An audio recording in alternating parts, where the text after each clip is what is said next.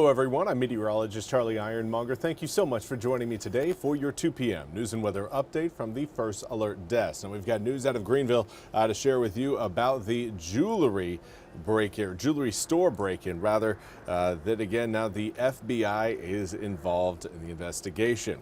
WITN was at the scene as Greenville police officers were at Bailey's Fine Jewelry on Red Banks Road at around 5 a.m. Police say officers were sent to the store just before 4 a.m. for an alarm.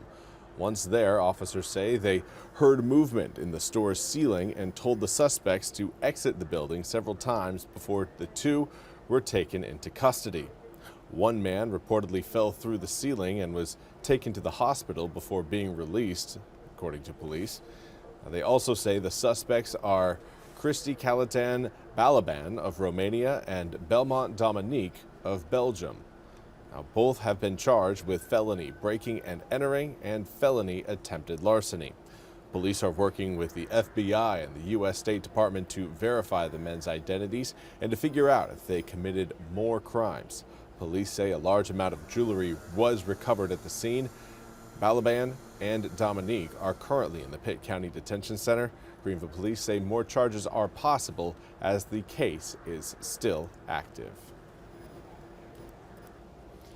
I want to turn our attention to a house fire that happened in Dover in Craven County. The home is being said it's a total loss. Officials say the call came in at around 9:35 a.m. for smoke coming from 128 Whitley Street home. Craven County Assistant Emergency Services Director Ira Whitford says no one was home at the time, but several people live at that residence. Several fire departments, including Dover Volunteer Fire Department, worked to put out the fire with help from fire departments in Craven and Lenoir counties.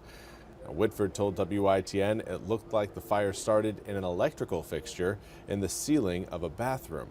Crews are still working on the few hot spots right now and have been for the past hour or so. Now, the roof is metal, according to Whitford, and because a fire rises, it spread to the attic, adding another challenge for fire crews.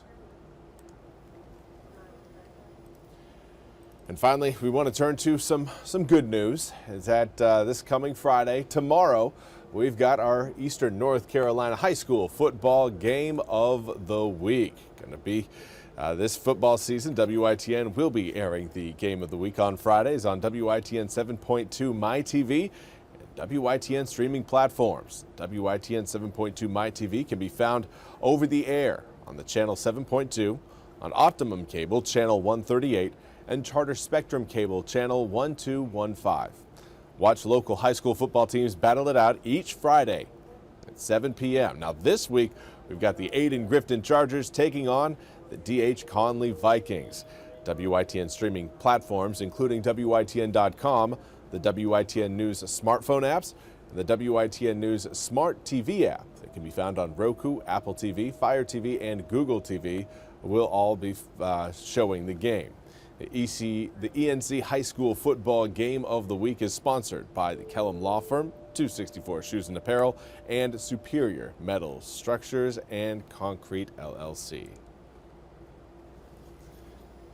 And finally, a look at your weather forecast. It's one that I know we're itching for a little bit more sunshine. We're going to be getting it in full coming up for tomorrow. But before we get into your sunshine forecast, we do need to talk a little bit about the tropics. We've got Tropical Storm Gabrielle right now in the central to, I'd say more kind of, we'll call it central western portion of the Atlantic Ocean. It's heading further and further west, right now moving at about 15 miles an hour. Maximum sustained winds 50 miles an hour. But there you can see that circulation, very little moisture around that central low. Now you've got, again, moisture in the surrounding area, but Gabrielle right now from a moisture standpoint really not looking all that impressive.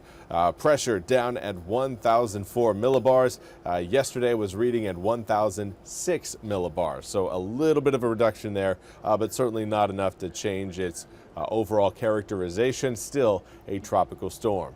National Hurricane Center meteorologists, though, do point to this system possibly increasing to Category 1 hurricane strength as it passes off to the east of Bermuda by about 100 to 200 miles. That will put it about 700 to 800 miles off of our coast if that track holds true, which again limits any sort of impacts that will be felt here in the east. If we feel anything, it will likely just be increased surf along our coastline. Well, waves get just a little bit higher as that system rolls by. Certainly nothing we need to worry about. Now, of course, the cloud cover continuing to pull away from the east. New Bern starting to break out in the clouds as we speak. I know I put a 3 o'clock hard time there, but again, may happen a little bit earlier than that, as here we are at 2:06, and again, those clouds are getting sparse over central Craven County. In fact, Pamlico County, you guys are seeing those clouds thin out as well.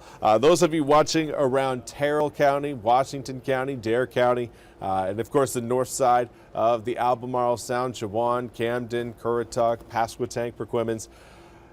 The clouds, unfortunately, are going to be sticking around for you guys a little bit longer than just about everybody else in the east, but they are fading. We will be seeing, again, more sunshine as we head into your Friday, and that's going to be the case throughout eastern North Carolina. Right now, this is a view through our New Bern cam. Again, the clouds breaking apart, 75 degrees, variable winds at 3 miles an hour, and a dew point in the mid-60s. Air temperatures on the rise for those of you, again, seeing a little bit more sunshine. 80 degrees in Goldsboro, 82 in Kenansville, 81 in Jacksonville, as well as Rocky Mount. It is toasty for some.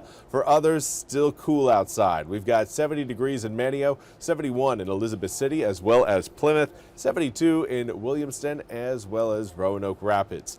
Now, of course, that all comes down to cloud cover, but this area of high pressure will continue to inch its way further eastward, and that will unlock more and more sunshine as we head through the next 48 hours. An area of low pressure, though, will form off the coast of Florida and gather up some moisture before sending some of those drops into eastern North Carolina's coastline as we head through Sunday, Monday, and potentially even Tuesday. And that will cool us down a bit. It will bring about a little bit more cloud cover as we wrap up the weekend and head into the start of next week. But we're not going to be seeing any sort of other impacts from that. Just a few spot showers, occasional rain along the coast. Some of those drops may work their way a little bit further inland than, say, just on the eastern side of 17. Some of those areas west of 17 may see a couple drops there Sunday and Monday, but the rain chances, again, noticeably higher as you get further eastward. 81 degrees on Tuesday, 85 the following Wednesday, 83 our next Thursday. That's all we have time for today's 2 p.m. news and weather update from the First Alert Desk. I want to thank you all so much for joining me. We'll be back with more news and weather coming up at the top of the hour. Until then, I hope you all have a fantastic Thursday.